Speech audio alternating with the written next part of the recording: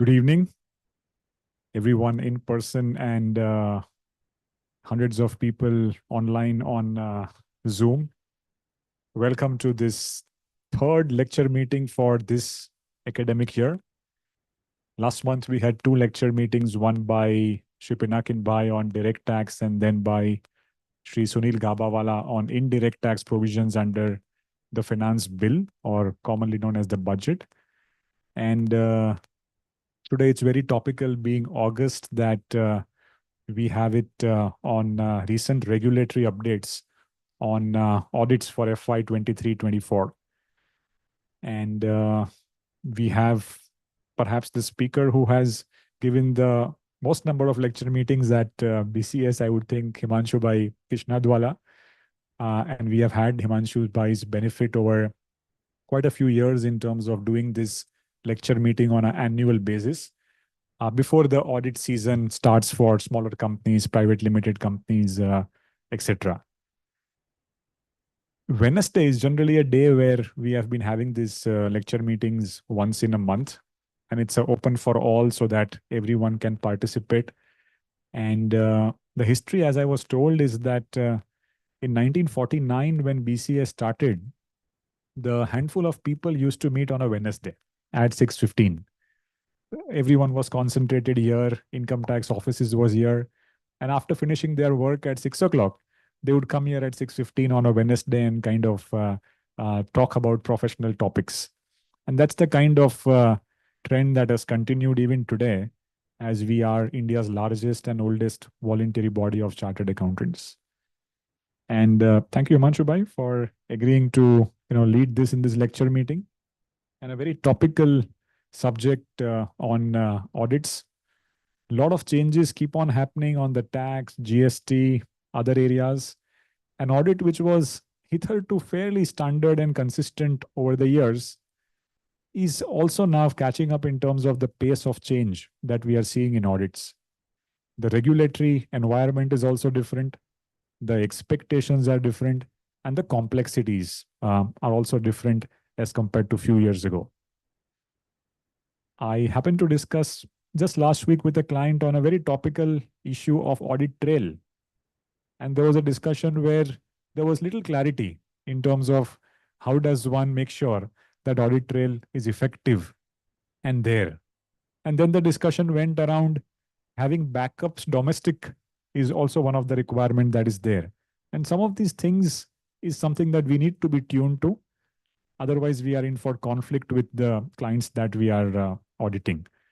So I won't take more time. Maybe Zubin Bhai, you can, Himanshu Bhai needs no introduction, but as a formality, you can introduce Himanshu Bhai, and then we'll quickly go to the session. Thank you.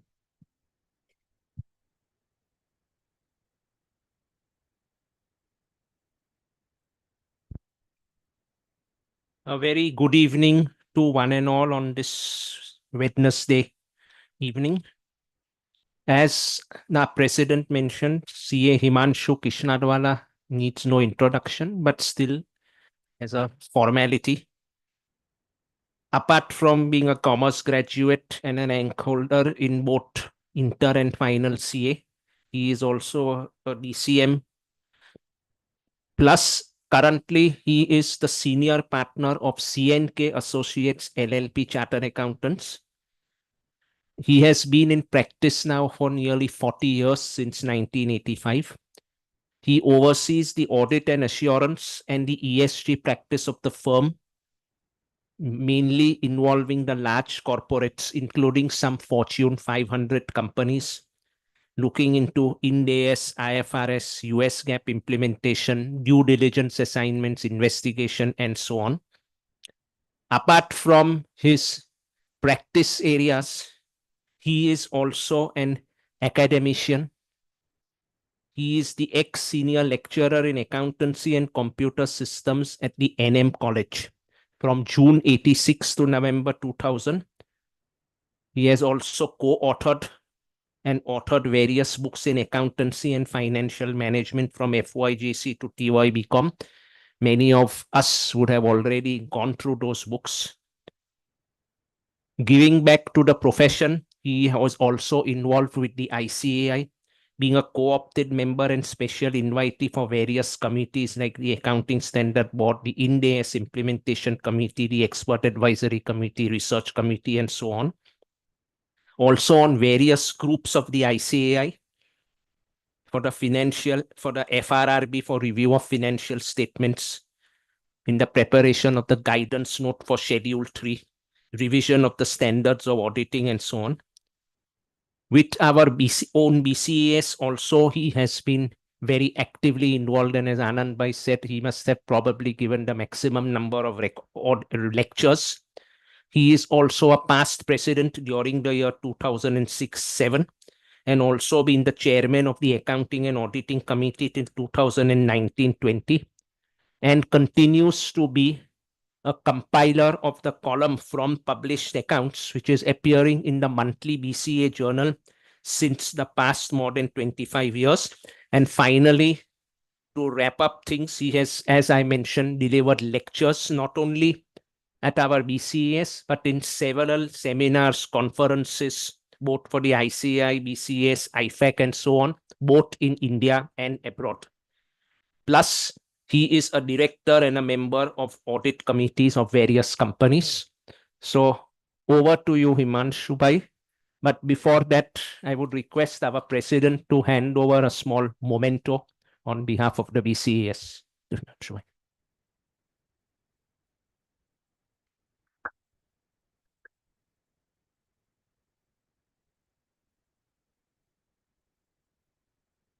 Started a small project of BCS Forest, where we are planting trees. We intend to plant trees to benefit of Himanshu Bhai as a part of our dragon.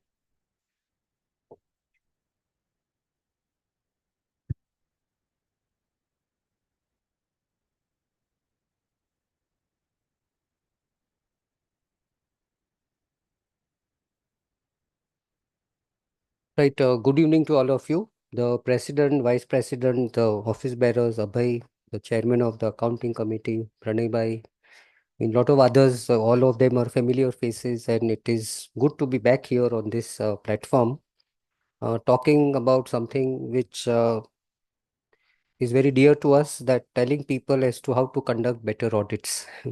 Okay. So let me take you through the presentation.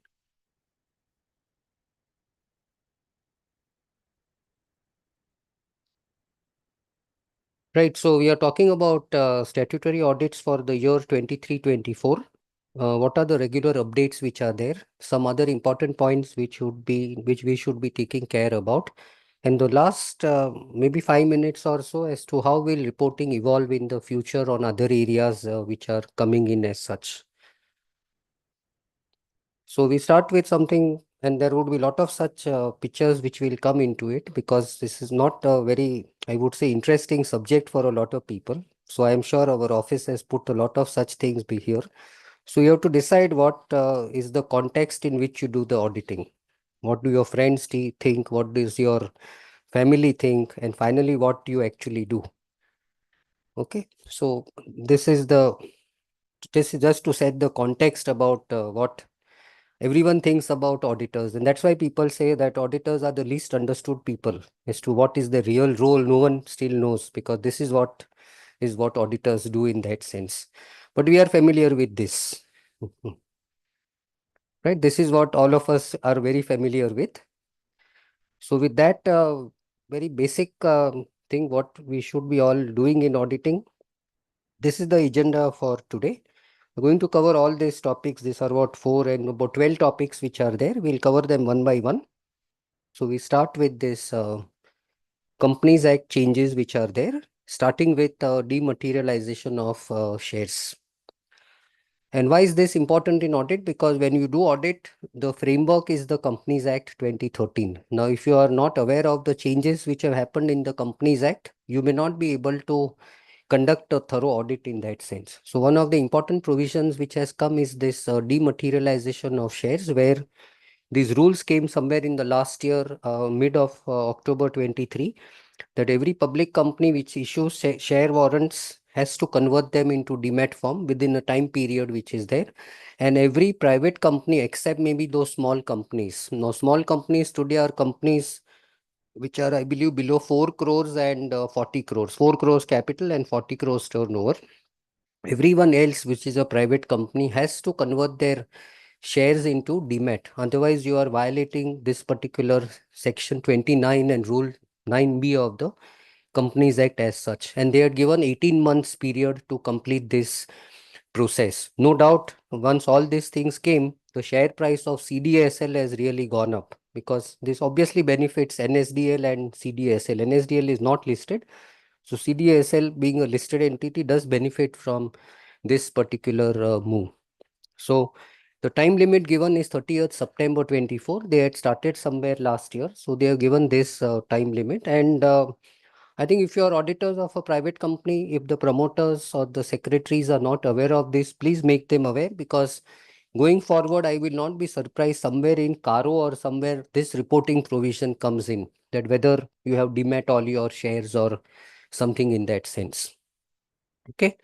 And obviously this doesn't apply to government companies. The next change, which was in the meetings, which is something which we are all aware about, it become very obvious now. This online meetings of directors and EGMs was earlier only up to 30th September 23. They have now extended to September 24. Mind you, after 30th September 24, if you today schedule a AGM, you cannot do it online, because as of now, the limit is only up to 30th September 24. So if you want an extension of your AGM, and you want to schedule it after this date, unless a further extension comes, as of now, it is 30th September 24 itself. But the more interesting thing is on beneficial interest in shares. Now, who is a beneficial owner of shares? A person who enjoys benefits of ownership, even though the title is in another name as such. That is what is beneficial owner. In sometimes we call it a Benami owner also, but in the Companies Act terms, we call it a beneficial owner. And again, in October 23, this particular rule changed, that every company should designate a person who is responsible for furnishing and extending cooperation for providing information to the registrar with respect to beneficial interest in the shares of a company. So you had a lot of shell companies, you had a lot of dummy companies which were there earlier in the last 10 years, which the government located. But now they have said since last year, every company should have a person whom the registrar can identify and call him if some information is needed as such. So every company will have to designate someone like a secretary or a KMP or a director or someone in that sense. And you have to file some forms for that, which are given there. Now, MCA intensified a scrutiny on significant beneficial ownership, SBO as you call it, as we call it, and it became a wake-up call for Indian companies. And we'll see a case study or a penalty levied on one of the very popular companies in India. So SBO or a significant beneficial ownership is in section 90, and SBOs would be individuals who, along with others, indirectly or directly hold at least 10% of the shares or voting rights, or exert significant influence or control over that company. Now, this all is straightforward.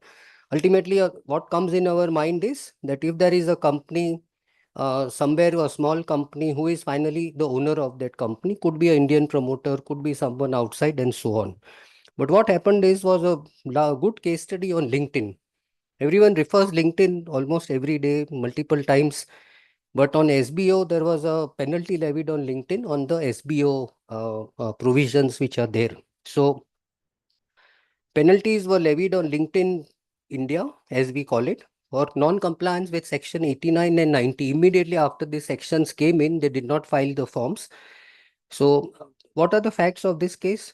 So ROC issued a show cause notice raising questions about LinkedIn India's failure to disclose SBO. As you are all aware, LinkedIn is owned by Microsoft. So ROC was able to see that the ultimately beneficial owner was Microsoft, since it was shown as a 100%.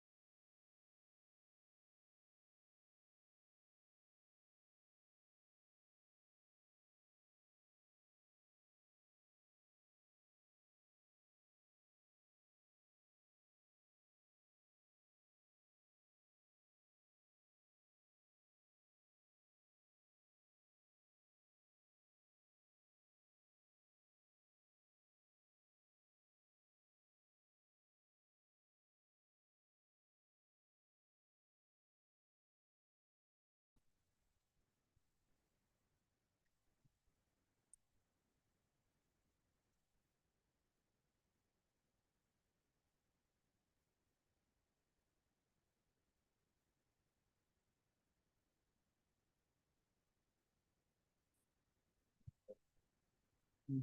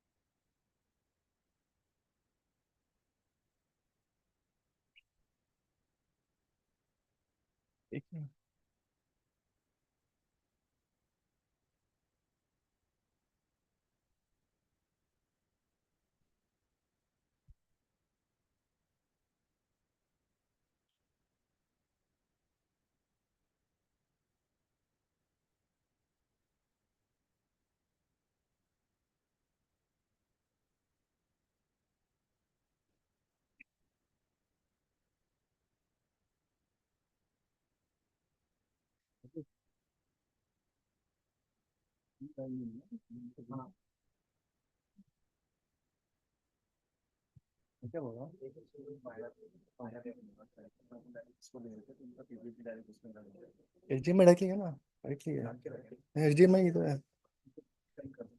हाँ चलेगा ना। मैं क्या बोल रहा हूँ, आपको जो वाईफाई कनेक्ट होगा यहाँ पे, इस पे नहीं आएगा।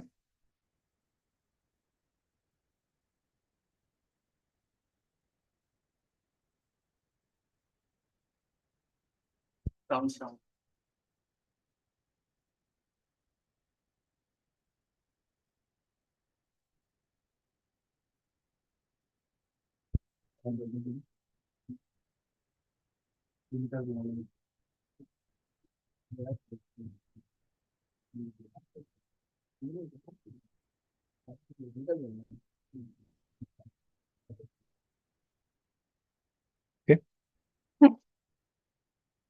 Right, sorry for this, some technical glitches. So as we were this significant beneficial ownership, we don't normally take very big cognizance of these provisions, but a company like LinkedIn itself has been penalized for this. And this was obviously in the press also, because LinkedIn, as you know, is a very popular service which all of us use in that sense. It's not the amount of the penalty, but the fact that the ROC can go in your record and find out who is controlling the company. Though it is owned by another big corporation, they can go and find out who is taking major decisions in your company, and that would be called as beneficial owner. Though it is professionally owned, though that person may not have a single share in the company, he would still be called a significant beneficial owner of that particular company. Go on to this audit trail, which the president mentioned in his initial remarks. And this is obviously a new reporting requirement which has come from this particular year. It had come before 3 years, but year after year it got postponed, and finally it came in this particular year. However, the synchronization was not the best, because for companies it came earlier, but for reporting it came later. And so the reporting and everything really started from this year itself. So this was through that Rule 3 of the Companies Act 2023 of this amendment which came in. So from financial year commencing on or after this 1st April 23, you have to use software which has the feature of recording audit trail of each and every transaction, creating an edit log, and so on. The first thing is, it's clearly the responsibility of the management to ensure selection of an appropriate accounting software to ensure compliance with applicable laws and regulation, which also means that the software should have this audit trail feature which is there. Obviously, we had a lot of clients, especially in the private limited space, who said this is too cumbersome. What is the way out of this? So the only way out of this is to go back and keep manual books of accounts. That's the only way out. So and frankly, small investment companies who just have a property on their books, I mean, a lot of them said that, is it okay if I remove my accounting software and just write books? There are only 10 entries in the whole year. So I think then they don't need an audit trail feature, because then they are not using a accounting software in that sense. Okay. So that's the only alternate solution. Otherwise, you have to get a audit trail in that sense. So audit trail is a visible trail of evidence enabling one to trace information, which is obviously what ROC also uses nowadays to trace back who has done something. It's a chronological record of changes that have been made to the data. And what we, as auditors, we ask in audit trail is these three things. When was the change done? Who did the change? And what was the change done?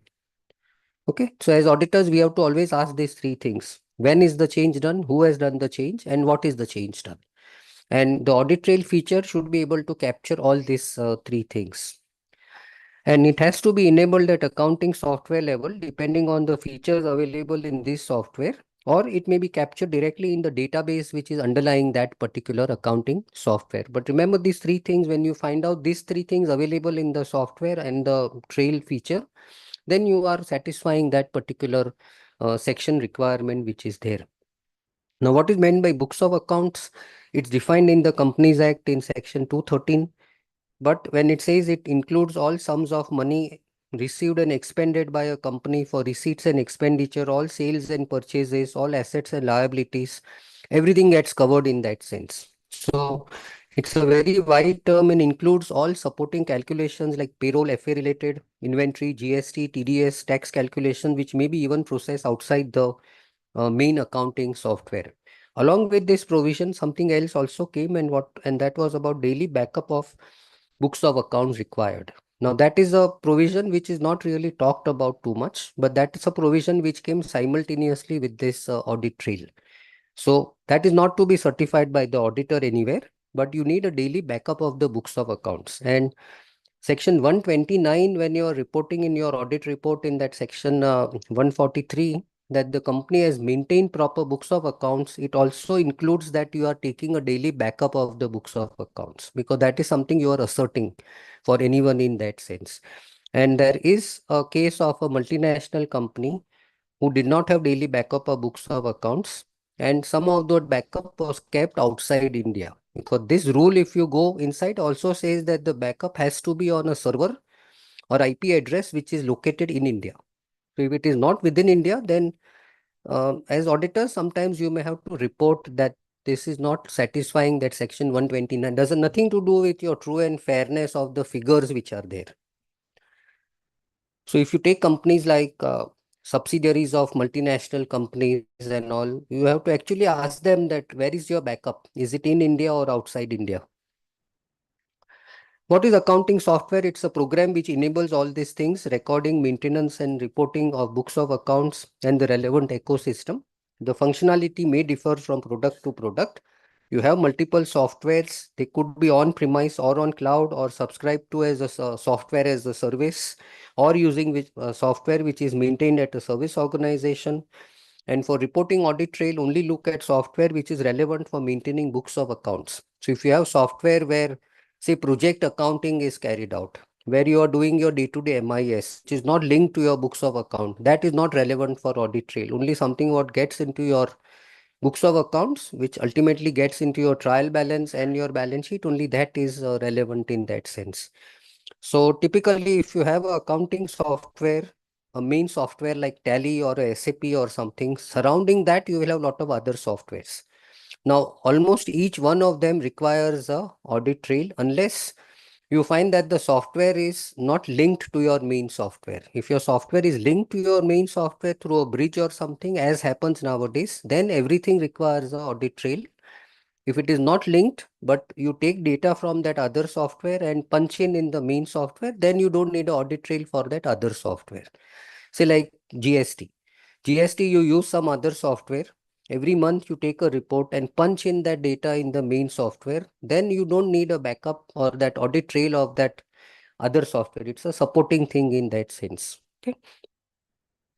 So when it comes to auditing, the reporting also, these new rules came in, and the auditor has to report that whether the company has a feature for maintaining books, which has a feature of recording audit trail.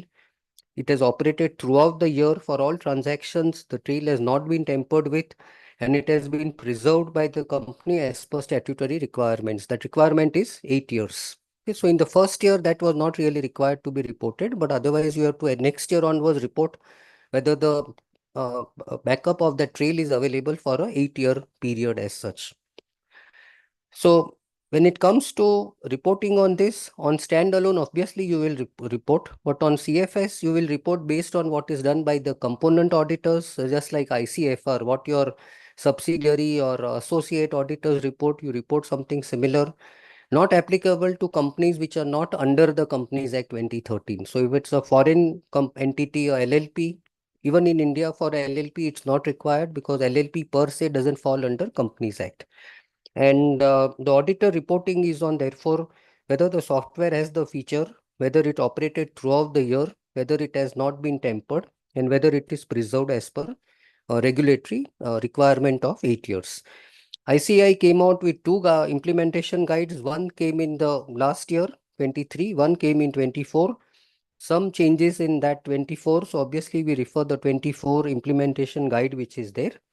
And the guide also spoke a lot about how do you document that there is a software. So typically you will need an IT person who can get into the software and tell you that yes, the features are available, they have not been tampered with, it's available throughout the year and so on.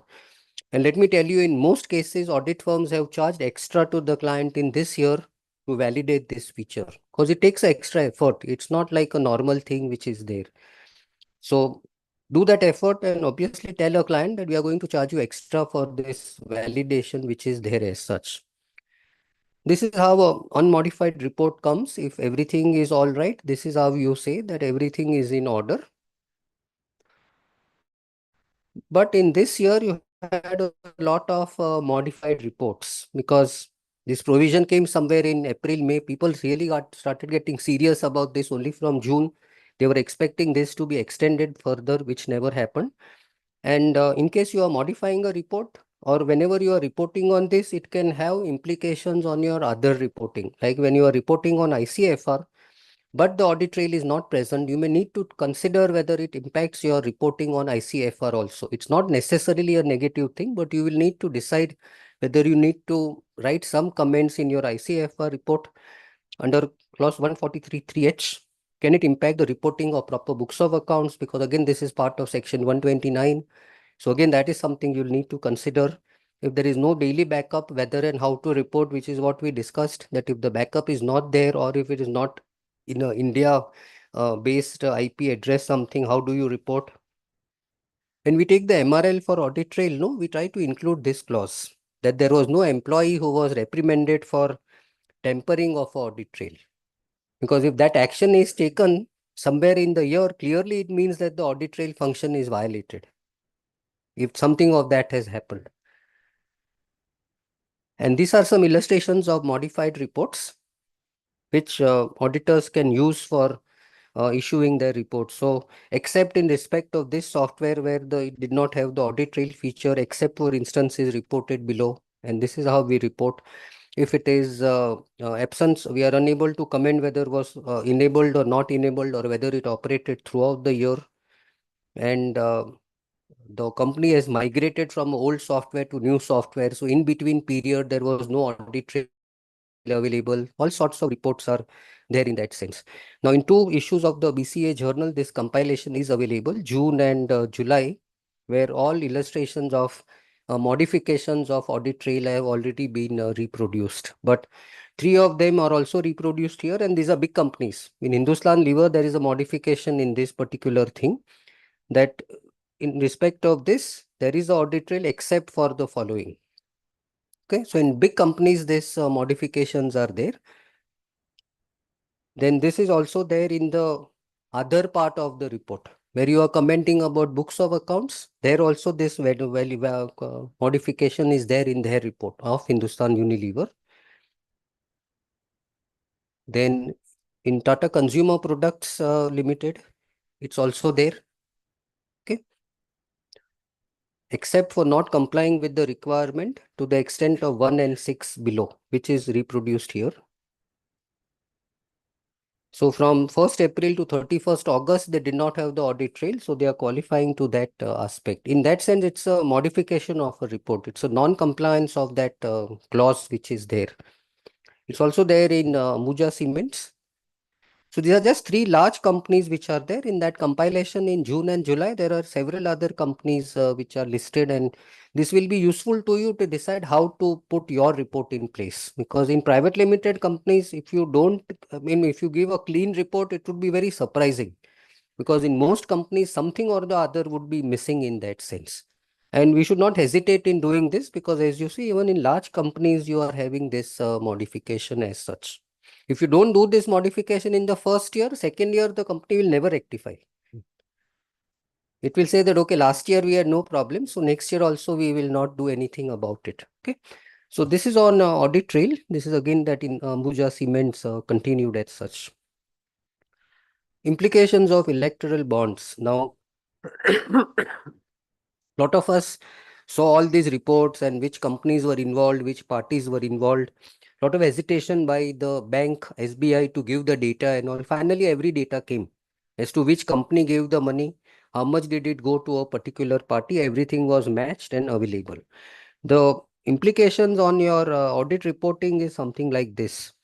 So based on the Supreme Court decision and all subsequent information in public domain about companies buying electoral bonds and donating to political parties, what becomes important is about Section 182 of the Companies Act, which lays down the limit of only 7.5% of the amount which you can give for as political donations. Electoral bonds are clearly political donations which are there. Okay. Now, whether do you need an emphasis of matter or a modification if limits are extended? Do you need to disclose the name of the parties? Because Section 182 wants you to disclose name of the parties. And till the electoral bond was an anonymous thing, it was fine. But now you have the information. Do I also give all years in that sense? And if political donations are there, do you disallow it for your tax calculations? Okay. Now, these are questions. So far, I think no action has been taken on anyone of non-compliance or something. But if you are auditing a company which has given something far in excess of that 7.5%, my personal view would be that an UM at least would be warranted. There would be huge resistance in the company in that case, but you'll have to decide on the situation and circumstances what needs to be done in that case. This was never there in public limited listed companies. All these donations normally came in the unlisted companies. So these are the 2 months where a lot of them would be reporting in that sense. Okay, so that's the Companies Act thing. We go to Ind AS changes which are there. So life is like our accounting, everything should be in balance, and that's how these accounting standards are amended. So you had a lot of standards which were amended in last year, and the changes were applicable from 1st April 23. And these are all Ind AS which got amended. I am talking of Ind AS, though we may not have this, all the people doing only listed companies, but they may also doing private companies who fall under Ind AS or subsidiaries who fall under Ind AS or something. We are going to talk about only 2 changes because all others are consequential in that sense. So we will just talk about change to Ind AS 1, where it was changed from significant to material accounting policies, and Ind AS 8, we changed the definition of what is a accounting estimate. Ind AS 12, of course, is highlighted, but that's not something of a very important change. It affects only lease transactions. So if you look at Ind AS 1, the word significant is substituted by material. So if you were earlier talking about significant policies, now you're talking about material accounting policies. Now, this word significant was not defined, material is defined, but significant was not defined. And the change came about because it was found internationally that when we were disclosing significant policies, even small things got disclosed. Because even a single transaction, a small transaction, you had to disclose a policy. And even in India, our FRRB, our this QRB, if you have a single transaction, say of export benefit, and that policy is not there, they would say it's a miss in the accounting policies. It may not be material to the whole balance sheet or financial statements as such. So now instead of significant accounting standards, standards, you have got what is called MAPI, which is Material Accounting Policy Information. Not that I even now need to give the whole policy which I follow. I only need to give information about what is the policy I am following in that sense. And This is a flowchart which can help you to decide whether a particular accounting policy is significant or material and whether I need to disclose that particular policy. So is the transaction or an event or a condition material on account of either size or nature or both? Significance or materiality will be either by size or by nature. If the answer is no, immaterial policies may not be disclosed. It's there in this particular paragraphs of the standard. If it is material, then you see whether accounting policy choice is available. Is a new accounting policy required to be developed as per Ind AS 8? Is it a change? Is the accounting complex? Are significant judgments or assumptions involved? There, if the answer is yes, you disclose the policy. If there also the answer is no, you don't disclose that particular policy which is there. This is again a simpler way of putting it. Material accounting policy information, whether related transactions or events are material or immaterial, whether amounts involved are material or immaterial. Sometimes the policy may be important or the transaction may be important, but the amount may not be important. Again, there you don't disclose that policy for it. So depending on where you fall, you will have to take a judgment as to you want to disclose or not disclose this particular policy as such. Some policies which were eliminated from lot of financial statement this year were on insurance claims, because that is sometimes a one-off item that may not come every year. Even if it comes every year, may not be an important item. Export benefits, sale of scrap, and so on. What the standard also says is that lot of boilerplate disclosures, which means that you reproduce the standard paragraphs only as a part of your policy. Please remove all that.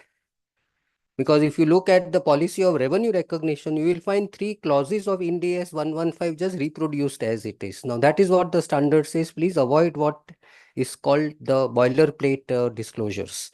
And you should consider whether you standardized information or information that summarizes the requirements of Ind AS is material information and whether it needs to be removed. In school, no, I know we were used to tell that make a précis of something. So this is exactly the same thing. You have a long policy, you have to make a précis without cutting down the meaning of that particular paragraphs.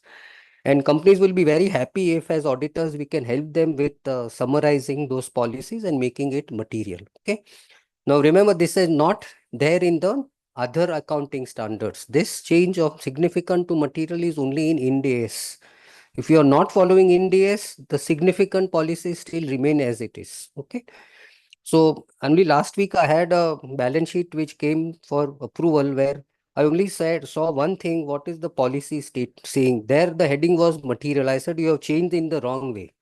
So there is no change required for non-Ind AS financial statements as such. The second change in the accounting standard is in this Ind AS 8 definition of accounting estimates. Now, accounting estimates, there was no clear definition available what is considered an estimate. Instead of estimate, they have coined a new term which is called measurement uncertainty. And they have defined what is measurement uncertainty. So accounting estimates are monetary amounts in financial statements that are subject to measurement uncertainty. Okay, now it is very clear as to what is an estimate. So if there is a measurement which is required, but there is uncertainty about it, then it becomes a estimate. Now this becomes very useful in things like a loss allowance for ECL, the NRV of inventory which is there, fair value of an asset or liability, depreciation when I calculate, or a provision for warranty obligations which I make. All these are measurement uncertainties. And the standard gives a lot of other examples also as to what would be a measurement uncertainty. And when you change a figure because of measurement uncertainty, it will never become a prior period item. That is also what the standard says. And I'm sure this will help you in income tax also. Because when you change your warranty provisions, when you change your inventory NRV, or my depreciation, useful life, it is only a measurement uncertainty which I'm rectifying in that sense. Okay. So useful change which has come into this. Third was on Ind AS 12 where it says if in the lease transaction, it gives rise to equal taxable and deductible temporary differences. Don't net it off, but show it on both sides. That's all it said. Netting off somehow is not very favored by Ind AS also and by a lot of ESE opinions also, which we will just see down the line. That brings you to this standards on auditing which are there. Not many changes in this. You had SA 800 which was revised. Special considerations of financial statements prepared in accordance with special purpose. So when do you issue an audit report under SA 800? SA 700 is what we normally use, but if it's a special purpose thing, say when, for instance, when it's a foreign entity where there is no audit required, but I'm still asked to do audit for, say, RBI purposes or by LODR purposes, I may give a report under SA 800. That is where this standard and the drafts which are given needs to be used as such. This is of course applicable for periods beginning on or after April 24, but you can always use these changes even for 23-24 in that sense. A similar change was made in 805, audit of single financial statements and specific elements, accounts or items of a financial statement. This is sometimes useful when we are doing something for an offering which is there, offering in the public or a QIP or something, where you may sometimes need to use this particular standard for reporting, where I may not report on the entire financial statements, but only a particular item of my financial statements which is there. This also is effective from this year, 24-25, years beginning thereafter. Then engagements to report on summary financial statements. Okay. Now this again would be in your LODR, where instead of a whole financial statement, you issue summary financial statements. And there are still few companies who don't issue full financial statement to shareholders. When they send it to shareholders, they are in summarized form. There I don't need to even give the subsidiaries and the other notes to accounts which are there. If I'm issuing a report on those summary financial statements, I will use this particular standard which is there as such. You come to the standards on auditing, very few changes, because I believe it is good, because even the existing standards we are struggling to follow them properly. So it is good that the changes are far less in the standards on auditing which are there. You come to AQMM. Now AQMM is audit quality maturity model. Now this is like rating your quality or rating the quality of your audit firms. And if you believe that everyone says that every chartered accountant who audits is a professional colleague and I will trust him, it will not remain so now, because every firm will have a different quality based on this AQMM which is there. And if you want a peer review to be done, having a AQMM model would be almost mandatory for you now. If you do a peer review now, get your firm reviewed, they will ask, the reviewer will come and say, where is your AQMM? That's a self-declaration which I do, which they will verify everything and validate. So they are quantitative and qualitative measures of quality, both inputs and outputs, indicate the firm's historical, present and future ability to perform quality audits, as well as providing insights into quality when read with other AQIs and other relevant context which is there. Any firm which is which is auditing a listed entity, a bank or an insurance company would need a AQMM. Otherwise, you will not be able to get appointed as auditors there, because your peer review will then not get completed in that sense. Even a bank branch in that sense would get covered here when it comes to banks or anything. Okay. So these are the three things which are getting covered in your AQMM. It's both quality and quantitative aspect. So in section 1, practice management operation. So you need a practice management manual in your office. If it is just oral, then you'll have to put it in writing, and the maximum points possible are 280. It's a detailed questionnaire which is there, which you have to yourself fill up. If you fill up everywhere as the best thing, you will actually get contradictory answer somewhere. So you have to be careful when you fill this, because the peer reviewer will also validate each and everything. And for every answer which is yes, he will ask you, show me the supporting document. Then human resource management.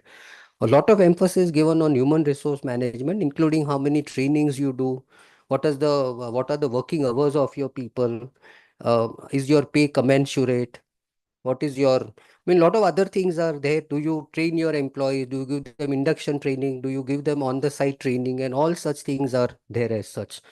Out of 600, if you are able to score anything more than 450, it is considered a good score for most of the firms in that sense. And based on the scoring, you get 4 levels as marking. So to continue to do audits of banks or insurance companies or listed entities, you should either be at level 3 or 4. If you are at level 1 or 2, you may not be given those audits now. Okay. So in your scoring, if it is only up to 25% in each selection, you will be classified as a level 1 firm. You can keep on doing your small private limited company audits, but this big companies, you will not be appointed auditors now. If the peer review itself will not be done. Okay.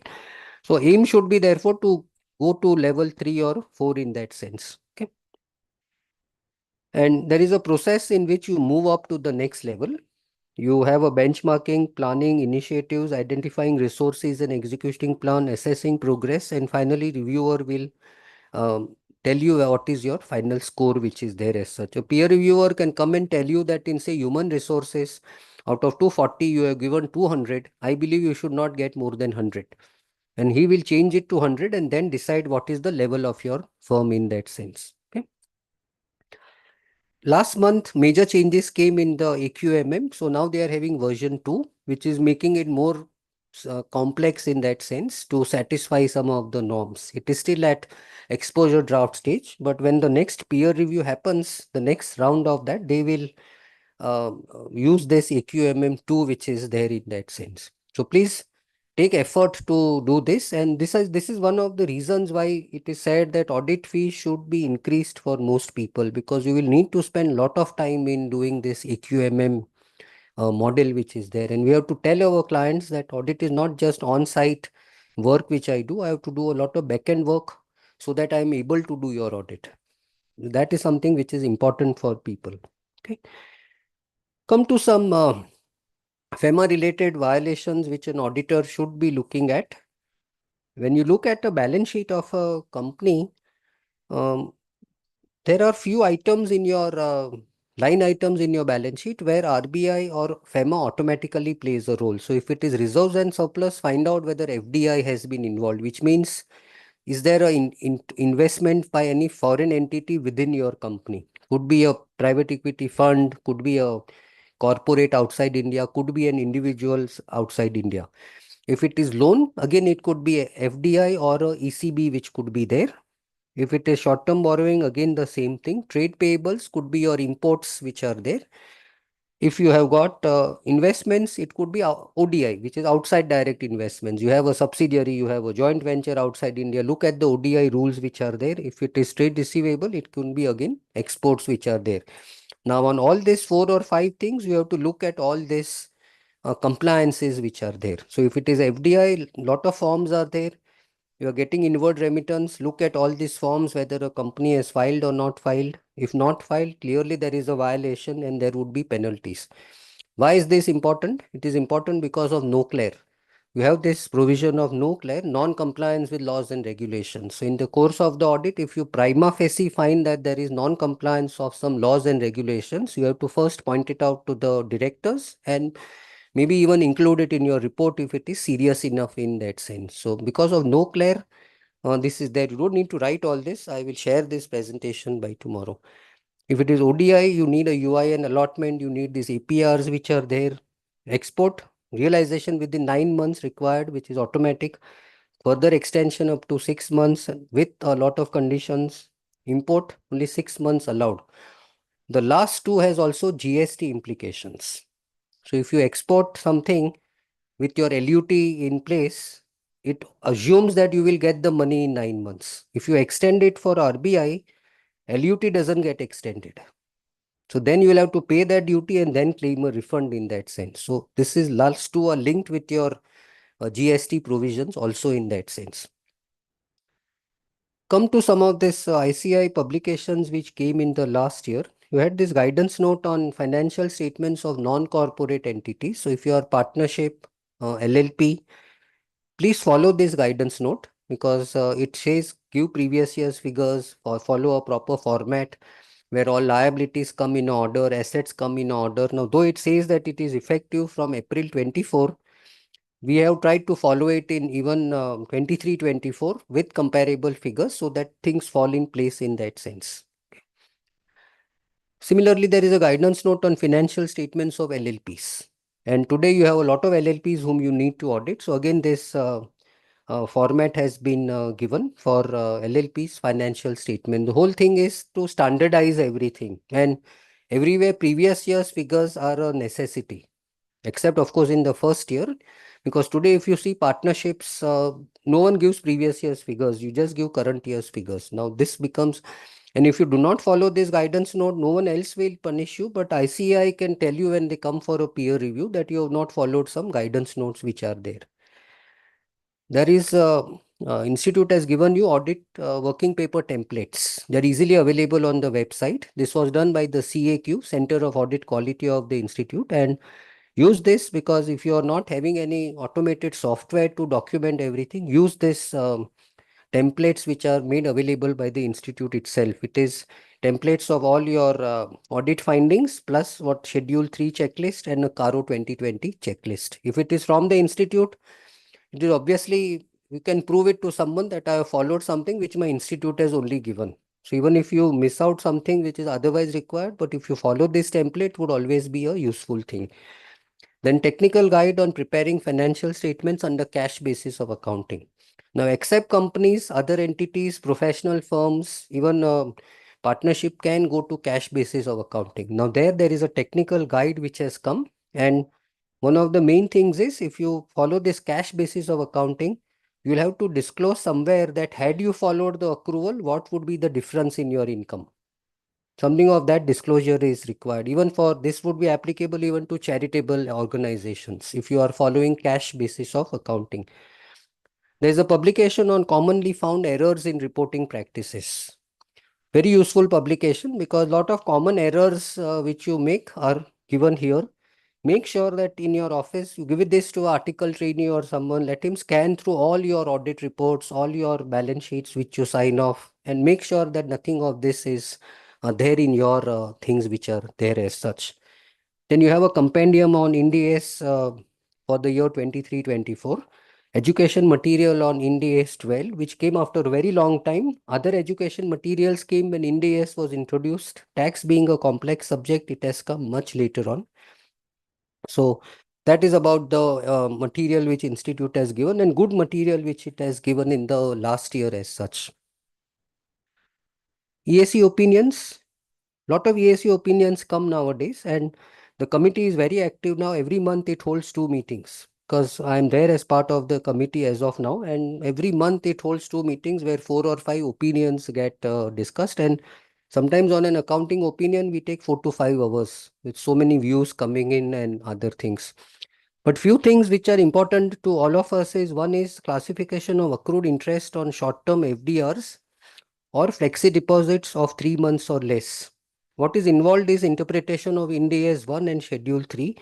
Now, do you classify it as cash and cash equivalents or other current assets? And the answer which comes out is it is a part of cash and cash equivalents and not other current assets. Typically, accrued interest, you show it as other current assets, but this opinion has analyzed the whole thing, the definition, and said that if it is a less than 3-month deposit, it is almost as good as cash. And therefore, you classify this as cash and cash equivalents. A recognition of late payment surcharge in accounts under Ind AS framework. Whether is it on to be done on accrual basis, and if done, whether it is other income or other operating revenue. So this is late payment charges.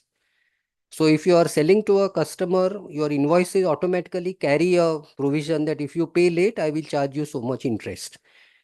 Does that accrue? And the answer to that is, if it is contractually your right to recover, it will accrue as per 115. But if it is not a contractual part, but just a clause written somewhere in your invoice, then it will not accrue. So that is what the opinion says, that look at the contractual agreement with the customer. Now, in case the customer has paid you that interest, is it other income or is it other operating revenue? That also was discussed in the opinion, and it was considered that it would be other income, not other operating revenue, because your objective is not really to earn interest, but it is something incidental to the late payment which has come. It is more of a finance income which you are getting in that sense. And this has a lot of implications in your ratios, whether you accrue, don't accrue, whether it is other income or other operating revenue. Presentation of trade receivables realized by discounting of bills with recourse in the financial statements. Now, whether can you net off? Now, today you have a lot of online facilities also available where you can discount your trade receivable and get the money faster. Now, everyone says that my money has come. There is very little chance of that customer not paying it to the discounting agency. So let me net it off from my receivables. This was a query which came to the EAC, and the EAC examined the terms of most of these contracts where the discounting was done. And they said that if a discounting is with recourse, then you cannot net it off, because the primary responsibility still remains with you, not with your customer. Okay. And in the market, if you go and see, 95% of this discounting is with recourse. It's only 5% which is without recourse. Now, without recourse means if the customer fails, I don't bear the risk. The agency bears the risk, which is a very rare phenomena in that sense. So, a lot of companies, to improve their current ratios, were netting off this. Now, netting off is not even allowed in inside columns now. Or you cannot say by way of disclosure in the note somewhere that my trade receivable is net off bills discounted. That also is not allowed as given by this opinion which is there. Okay.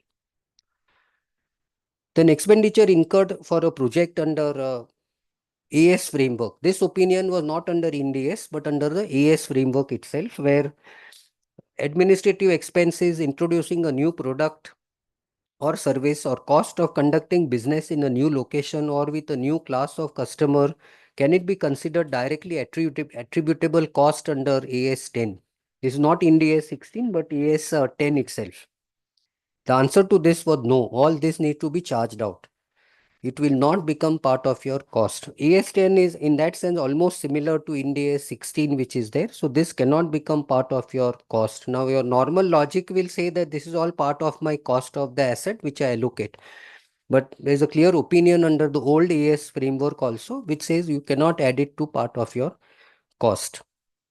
On a netting off of related income expenses, again lot of companies, if I am receiving commission and also paying commission, I will net off and show only a net figure. Of course, it depends whether it is a P2P transaction or a P2A transaction. In most cases, look at the contract, netting off is not possible. You'll have to show commission received in one side and commission paid on the other side. Similarly, interest received and interest paid. And we had a typical example where someone came to us for an opinion saying that I am an exporter of, say, diamonds. I get this facilities against my LCs which are there. I get the money from the bank. Since I don't have business or I don't need the money, I temporarily put it in bank FDs and I earn interest against it. So allow me to net off my interest received against the interest paid. And the answer to that is a clear no. You cannot do that. They in fact said that if I do not net it off, the bank will withdraw the facility. Because then they will say you are not using it for business, but you are putting it in FDs. Irrespective of what is a business related thing, this would not be possible to be netted off in that sense. So look at Ind AS 1 or Schedule 3. It doesn't affect your profitability, but very clear it does not get netted off in your financial statements. And most of us sometimes are saying that, okay, hardly matters, nothing changes, but it is not so in a lot of cases. And at EAC, we discussed this quite threadbare as to what are the provisions, is it allowed, not allowed, and even IFRS doesn't allow such netting off. Okay. So just taken some few decisions recent 6 months which are on this particular aspects which are there. Go to the next on MSME. This is again a hot topic in the last few months. Everyone was saying budget will do this, budget will do that, and nothing changed. And which was a very clear indication given when they changed the clauses of Form 3CD. Had they thought of making some change in the Finance Act, in the Income Tax Act, they would have not changed Clause 3CD. But the fact they changed Clause 3CD itself meant that they are not going to change anything. But this is your MSME, the provisions which are there. And what affects is this micro and small. Nothing happens to medium, but this MS micro and small is something where there is information which you need to gather in that sense. And these are the turnover limits and all for micro and small.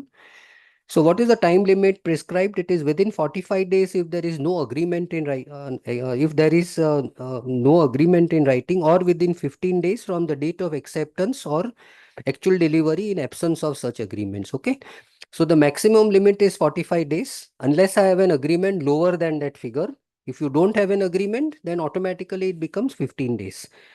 Now, the role of auditor in reporting MSME dues and accrued interest is still not clear to a lot of people. There is in Schedule 3 a clear table which you need to give. What is MSME? What are their dues? Is it delayed, not delayed, and so on. Even in a lot of cases, there is a delay.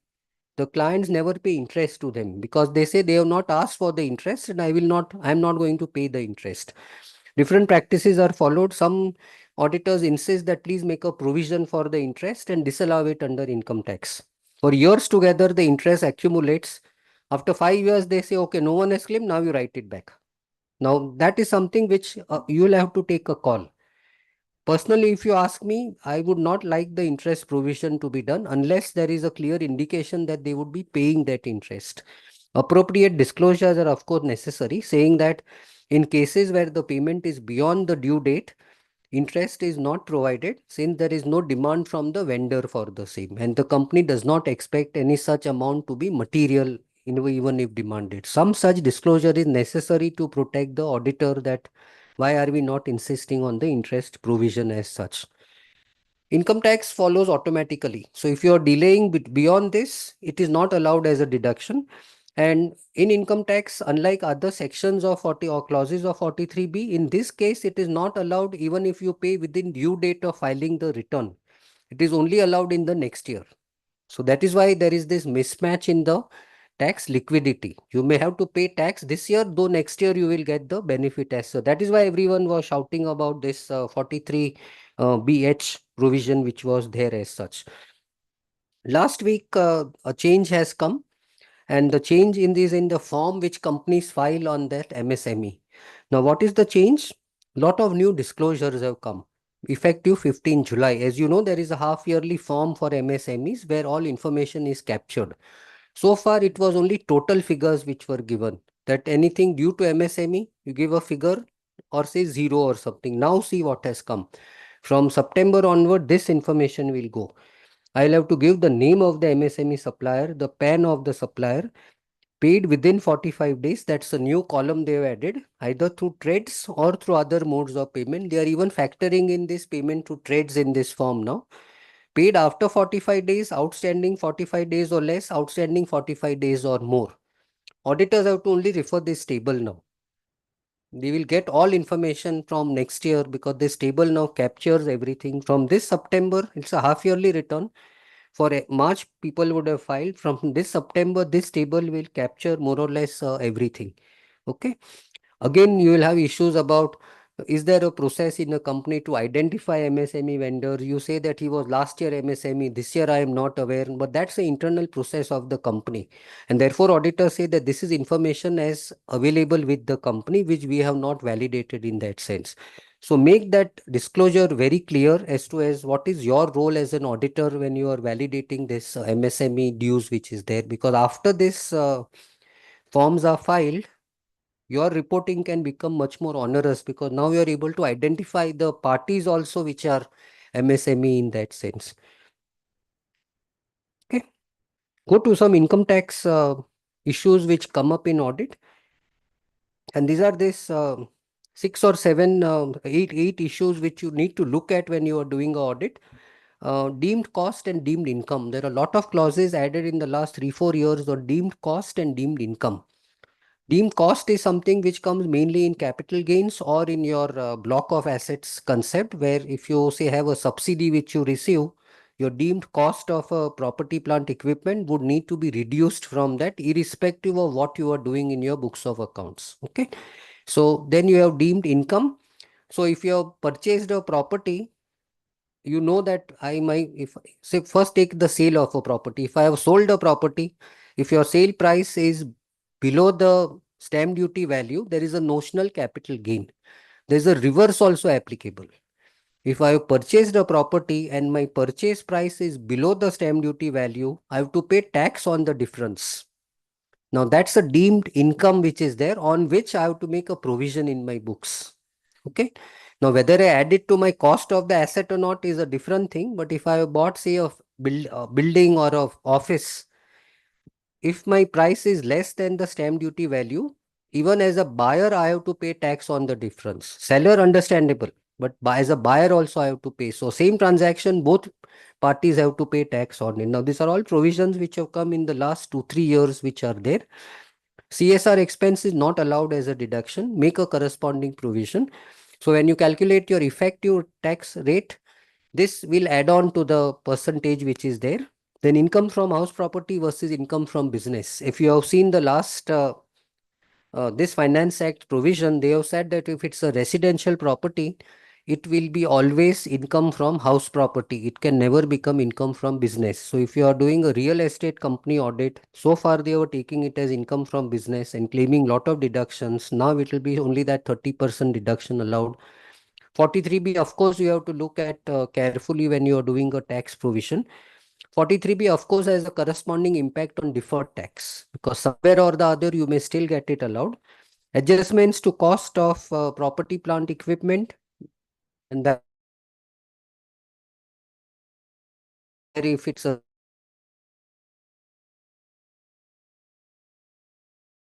required to your cost of property, plant, different. In the income tax, it would be different. Then the base tax rate. Companies have a choice of these three base tax rates: 25, 22, or 15. 25 is if your turnover crosses that 400 crores in 22-23, then you, or less than 400 crores, it is 25%. Otherwise, it's that 30% tax rate. 22 is if you opt for that rate and don't claim any deductions except for or something. And 15 is if you have started a new entity after a particular period and before that particular deadline which was there.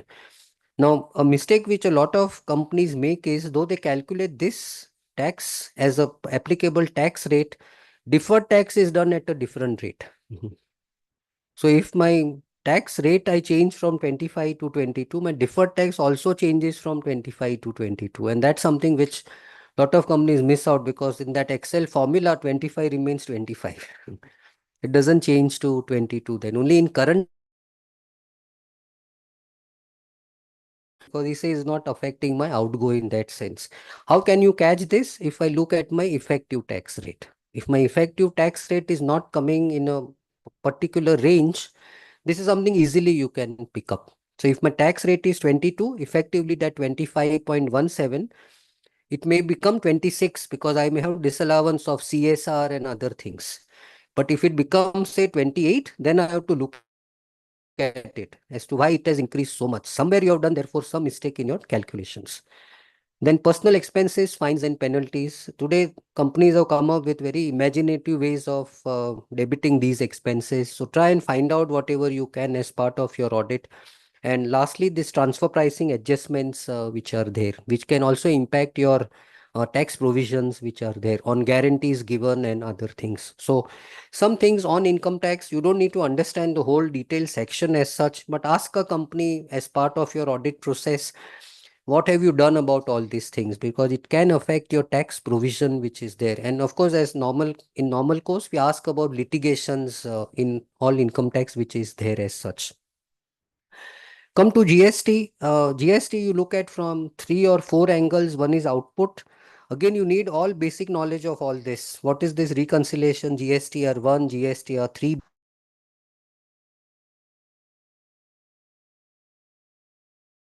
Being the tax again higher of some rates which are there. Transactions with related parties, a special focus is needed for that, because there are clear provisions on transaction with related parties.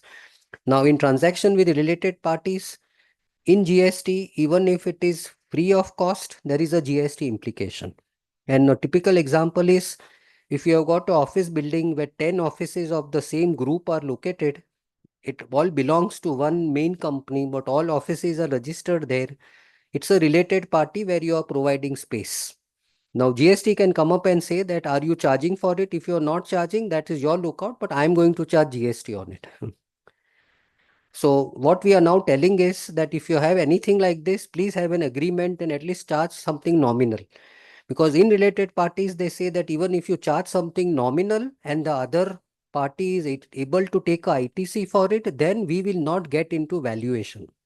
But if you are not charging, then they will get into valuation also. Okay. So these are very simple things, but as auditors, you have to ask the company, even if there is no show cause notice or anything, because this is something which can be easily picked up. Now, if you have seen the press in the last 2 weeks, you had got notices received by Infosys, you had notices received by all the airlines. What was the basic issue there? They said that when airline, say Emirates, has a crew which comes, the crew is employed in Dubai because it is based in Dubai. The crew comes on a flight to India. When the crew comes on a flight to India, they say you are rendering services in India. So you pay GST on reverse charge mechanism. As simple as that logic. Okay, and on that they can raise thousands of crores of demand. What happens finally, we do not know, but these are the ways in which you can interpret the liability of GST, which is there as such. Okay. When you come to input, and this is on the ITC part, output is what I charge everyone, input is what I claim as ITC. Make sure everything what you claim ITC is eligible. So if you are doing food not eligible. If you are having a construction of a building, a office, something, again not eligible. If the client has claimed it, you will have to tell him that please don't claim this. If you are not paying your vendor within 6 months, again you have to reverse that GST, and all such things are there. In most cases now there is a software available which says that if I am paying a vendor, I will pay him the GST portion only after he has paid the GST. So I make payment to a vendor in two tranches. One is on the basic service which is rendered, and one is on the GST portion. Even a lot of fees which we receive in our office are received like that. So we wait till the month end to pay the GST. So they will not give us that proportion of the bill amount. They will say that we will give you once our system can track that you have paid the GST on this or something. So this is something you can easily find out, you can easily do, and lot of softwares actually give all reports which are available for this, where things are not reconciled and other things. So ask this information. And let me tell you today, GST is a base for all your transactions. If you take a report of all the GSTINs registered by the company and say that please give me a reconciliation of your turnover and your ITC, and you find everything is in order, you may not have to do any vouching of your purchases and sales because everything is tallied then. Okay, it actually reduces your time if you are able to leverage this linkage between your GST returns and your books of accounts which are there as such. You may of course do a test check or sample, but you are far more comfortable in then getting into some conclusions. Again on RCMs, find out where it is applicable, not applicable. Most of these recent notices are on RCMs, on reverse charge mechanism. Some other things which is hotly debated is on corporate guarantees. Last 1 year, this has been hotly debated. So on corporate guarantees, am I eligible to pay GST? That is done, that is discussed. Track the portal, credit note, debit notes on related parties, and your CSR expenses. There is no ITC which is available as such. Let's come to NFRA.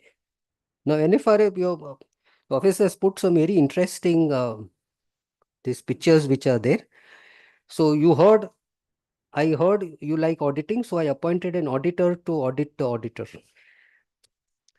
NFRA has so far passed 85 disciplinary orders till 30th June. It has issued 5 quality reports, then financial reporting quality review reports 4, inspection reports 5, and all the circulars and advisories it has given so far.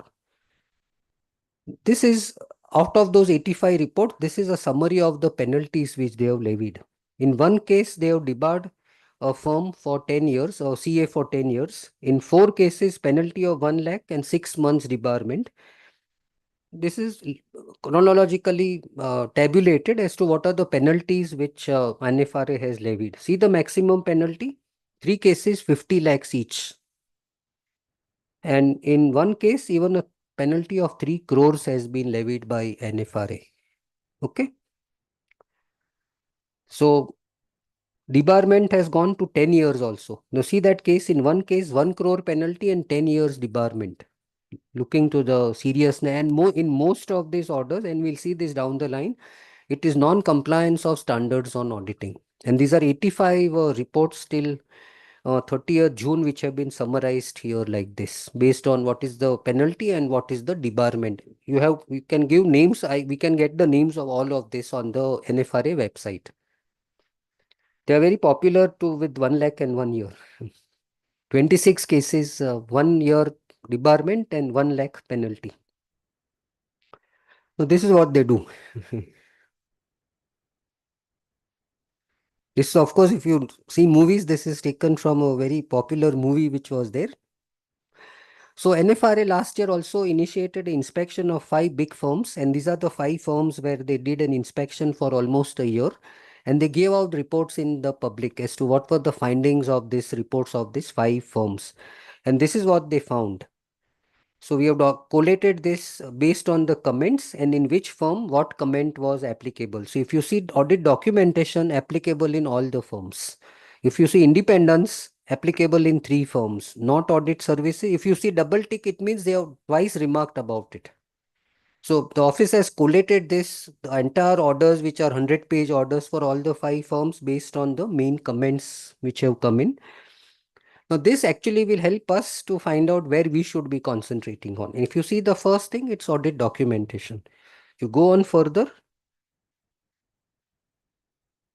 and some of these things are said here. The top 3 comments are, one is documentation, and they said duality of audit documentation and lack of integration between electronic and paper files poses a risk of non-compliance is SQC1 and standards on auditing. So sometimes physical papers kept in the file, sometimes electronic documentation, no correlation between the two. And this we are talking about the top 5 firms of the country. These are observations on top 5 firms, not on those where they have levied penalty and other things.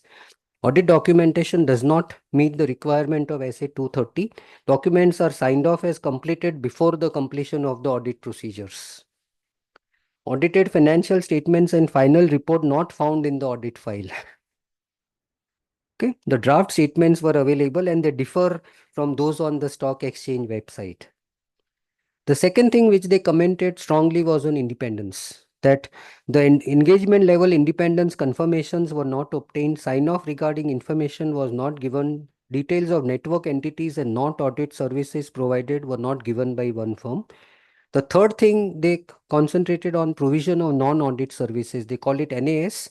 So if you are providing non-audit services, it's a self-review threat. They say that it's a violation of section 144, and they have strongly commented on this provision of non-audit services. Mind you, this applies only to these 5 firms as of now, and only the listed entities covered by NFRA as such. And auditors, however, need to be careful even in other companies because they can come under stringent scrutiny for providing non-audit services.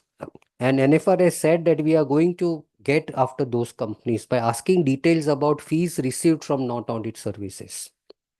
Third, or the next thing was on, in most cases, they found insufficient evidence about engagement quality control review, which was there.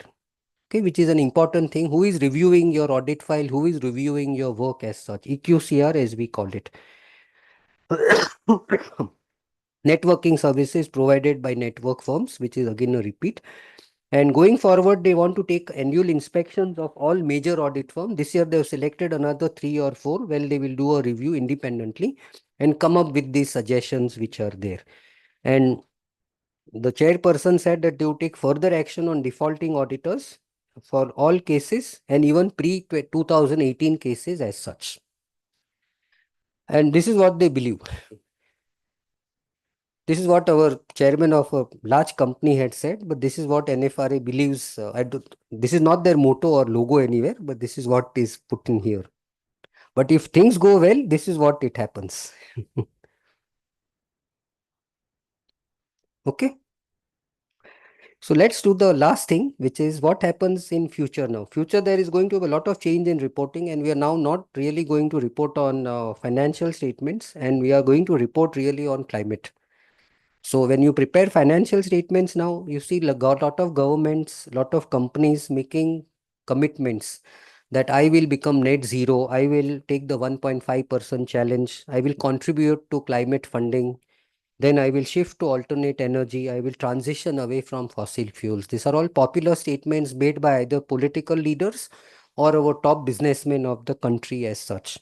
Now, all this will impact their financial statements, which we will just see in the next slide. And once it is likely to impact financial statements, as auditors, we also need to know what will happen later on. So it can impact these four standards which are there. Presentation of financial statements, because there is an enhanced transition risk in transferring to that, say, transitioning to non fuel, which is there as such. And if I have net zero, again, a disclosure impact on net zero commitments. In day 16, my useful life of the asset will undergo a change because I have committed to a net zero or transitioning away from fossil fuels. I mean that I will stop using petrol and diesel or anything. Then what is the useful life of my plant needs to be reevaluated. Provisioning. In day 37. If it's a commitment I have made at, say, a COP 28, is it a commitment which needs a provision to be done? I will have to evaluate from a Ind AS 37 or AS 29 perspective. Impairment. If I have a plant which is otherwise for, say, 20 years, but if I made these commitments that after 10 years I will stop using this fuel or this product, my impairment automatically comes in because now I have committed. So these are all indirect things which will hit your financial statements, and as auditors, you need to be aware about this in that sense. On climate reporting, these are the most relevant reporting frameworks. You have got integrated reporting, TCFD, SASB, GRI, and so on. Luckily, you had IFRS, which has integrated all of that into ISSB, and they have come up with this S1 and S2. So if you see IFRS Foundation, earlier they were only issuing IFRS. Now they also issue ISSB, which is S1 and S2. Two standards issued so far. S1 is the framework and S2 is the impact of climate on your financial statements. Companies in Europe have started following this, and lot of countries otherwise also have started following this in that sense. Very soon SEBI will mandate this also.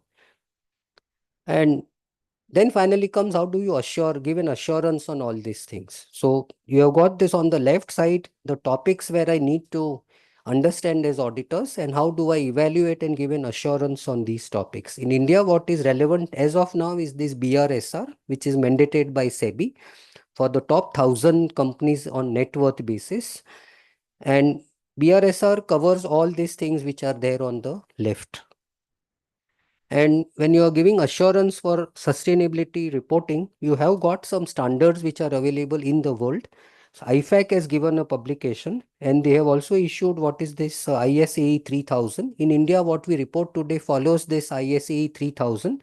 And Institute has also come out about something on greenhouse statements. How do you give a report on greenhouse gases statement? ISAE 3410. But what's coming in the next year is ISSA 5000, which is an international standard coming by IFAC, which talks about general requirements for sustainability assurance engagements. Now, this is by IFAC.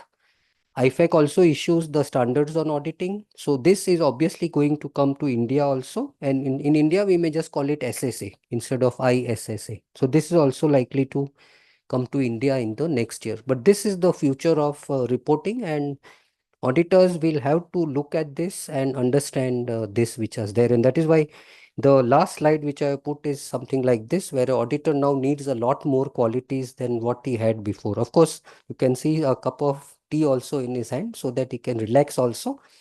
But you need all these qualities which are there for an auditor. Fine. So I think that's the last thing to cover for today. Okay.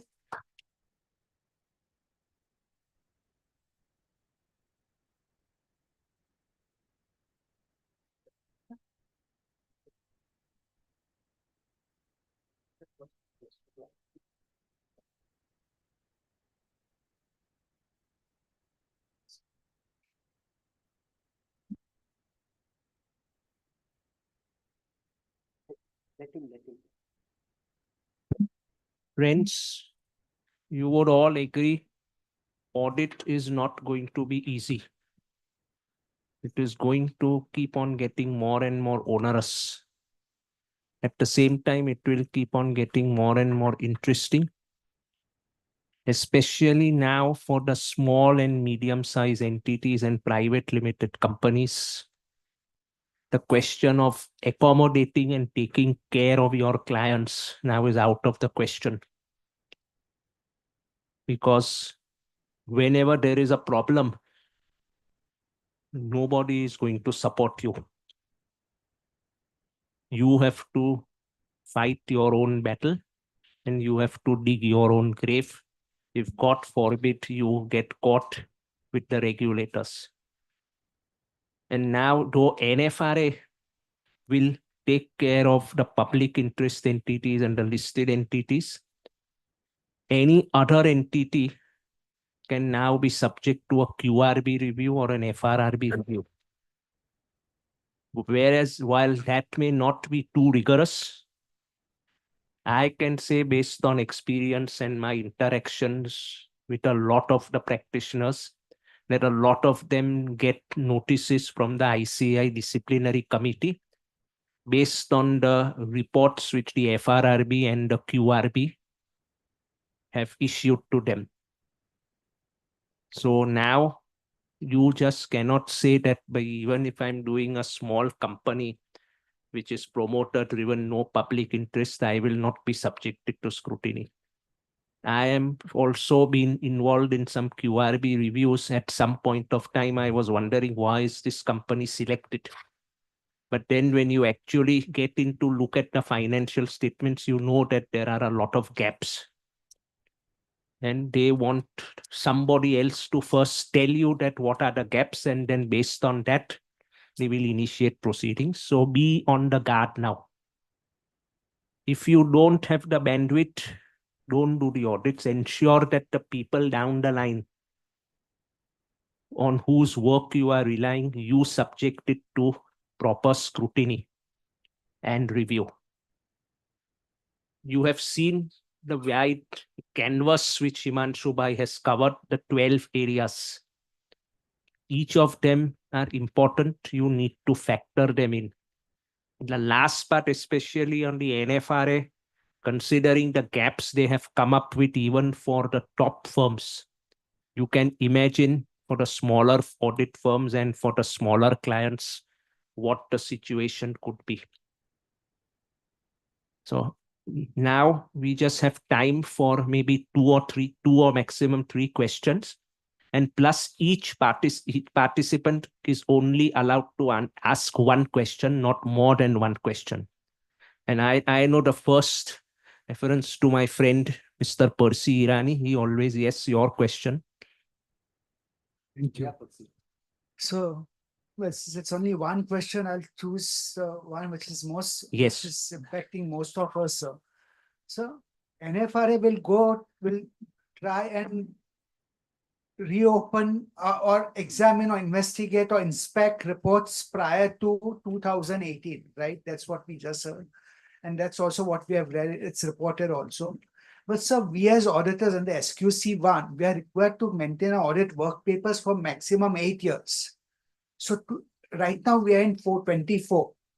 To 16 and 824. So is it possible for NFI to go prior to the year 2016? That is where I'm a bit, because our work papers we are required to maintain for 8 years.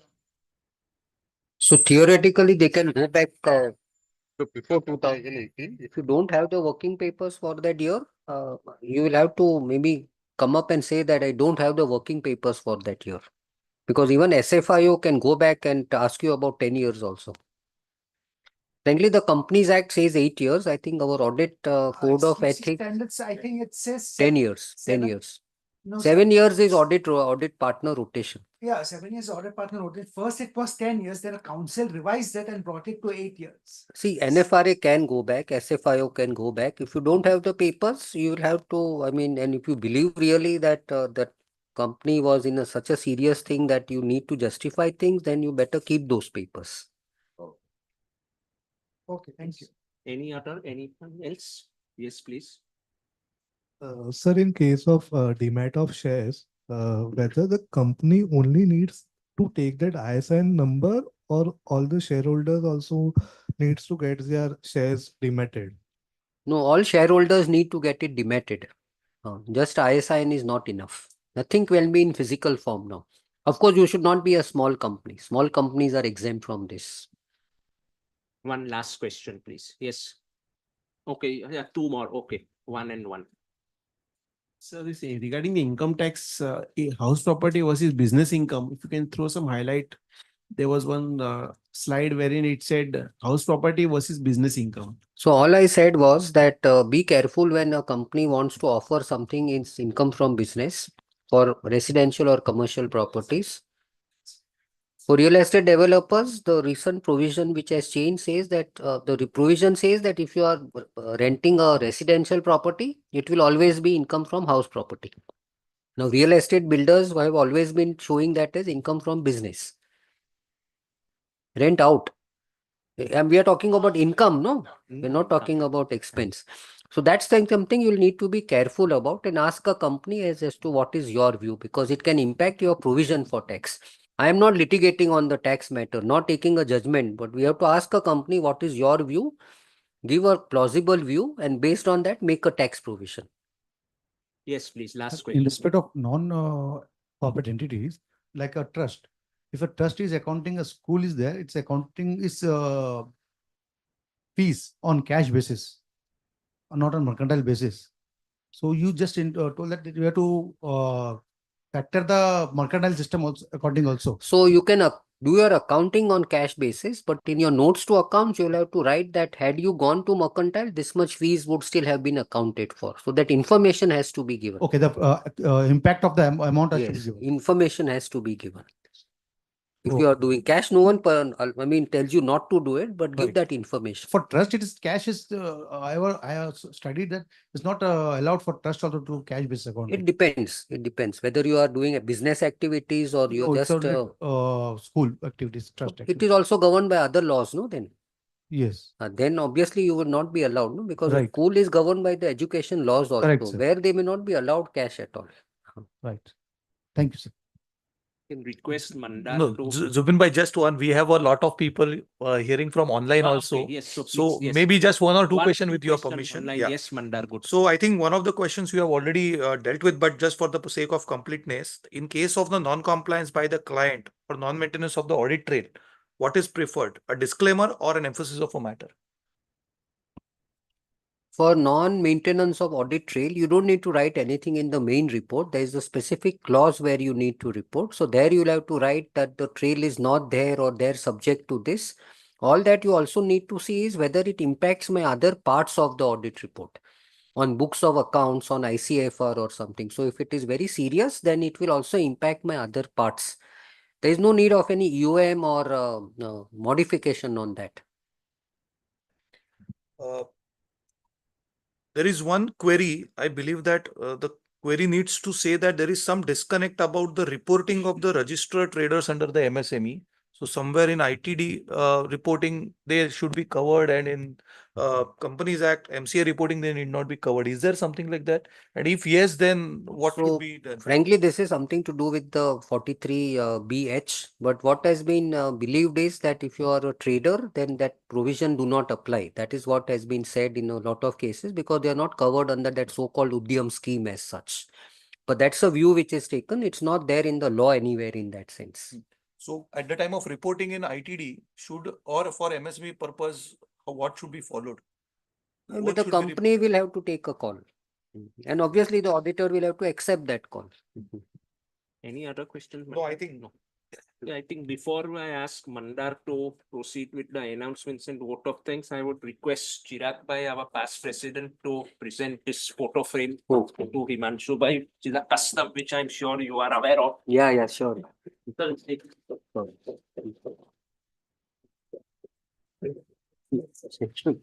Over to Mandar to be announced. Mandar, our treasurer, for the announcements and vote of thanks. Thank you, Zubin bhai. Friends, for a chartered accountant, learning accounts is always a fun. And when the teacher is somebody like Himanshu bhai, I think it is a treat to everybody's ears. So Himanshu bhai, I have I want to give you a very detailed vote of thanks. But before coming to that pleasant task, I have to also announce few other lecture meetings which we are going to conduct in the month of August for the benefit of all our audiences, because they can, we keep on coming out with such kind of a program.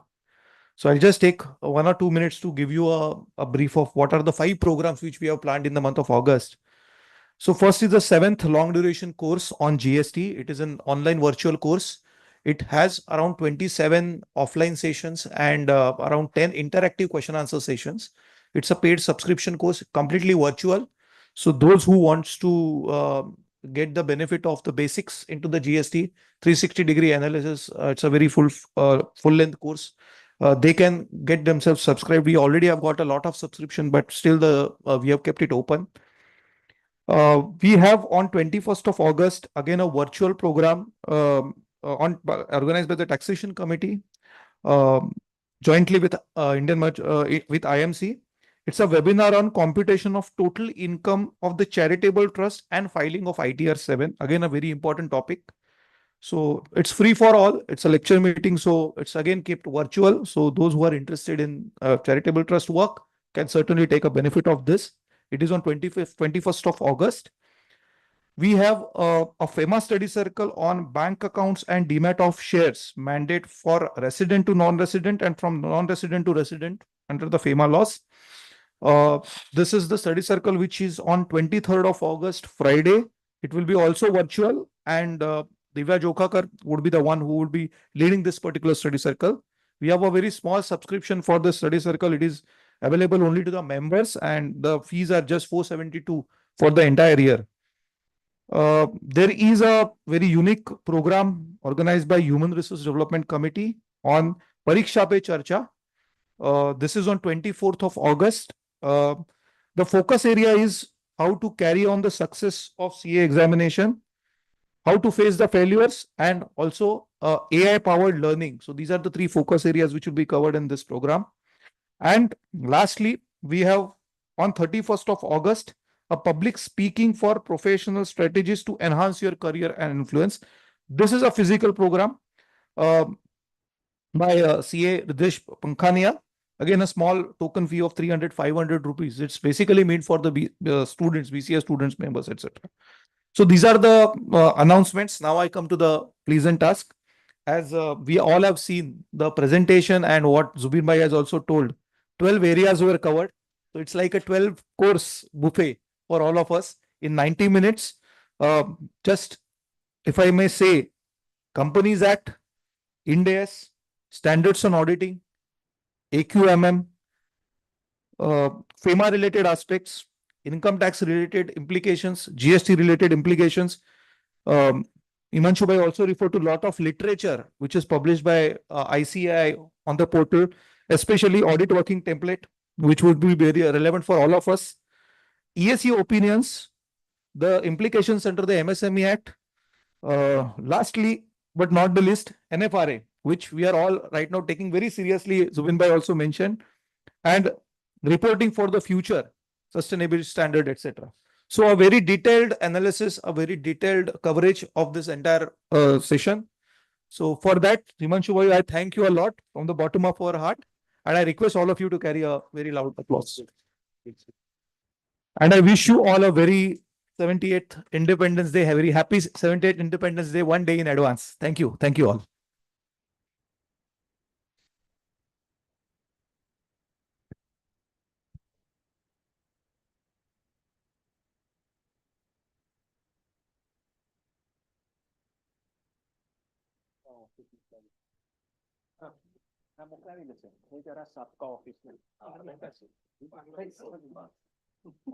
For us, no way.